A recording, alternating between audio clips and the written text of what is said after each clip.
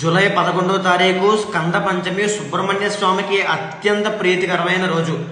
ఆ రోజున మీకు కుజదోషం ఉన్నా, కాలసర్పదోషం ఉన్నా, కాలసర్పదోషంలో 12 రకాలు ఉన్నాయి. ఏ రకమైన కాలసర్పదోషం మీకున్నా, మీకు పెళ్లి అవ్వట్లేదు అంటే 30 సంవత్సరాలు వచ్చేంత వరకు పెళ్లి సంబంధాలు వస్తున్నాయి కానీ అవన్నీ అతుక్కోవట్లేదు, వచ్చి వెళ్ళిపోతున్నాయి సంబంధాలన్నీ అనే సమస్య ఉన్నా, లేకపోతే వంశోద్ధారకుడు పుట్టట్లేదనే సంతాన సమస్య చాలా మందికి ఉంటుంది, ఆ సమస్య ఉన్నా, లేకపోతే పితృదోషాలు ఉన్నా సరే, చాలా మందికి పితృదోషాల వల్ల వంశంలో ఏ గ్రోత్ ఉండదు, ఎంత కష్టపడినా వాళ్ళకి ఏ రిజల్ట్స్ కనపడవు, వాళ్ళైనా సరే, లేకపోతే పెళ్ళి అయిన తర్వాత మనస్పర్ధలు వచ్చి భార్యాభర్తల మధ్యలో డైవర్స్ దాకా వెళ్ళిపోతుంటాయి, వాళ్ళైనా, పెద్దవాళ్ళకి దీర్ఘకాలిక ఆరోగ్య సమస్యలు వచ్చి మెయిన్గా చర్మ వ్యాధులు ఉన్న వాళ్ళకైనా, రిలేషన్షిప్లో లవ్ ప్రాబ్లం ఉండి ఒక డైలమా స్థితిలో ఉండి ఎటు వెళ్లాలో తెలియని వాళ్ళైనా ఈ స్కంద పంచమి చేయండి. ఈ స్కంద పంచమి నాడు చేసిన తర్వాత వాళ్ళకి ఎన్నో మార్పులు కనబడతాయి.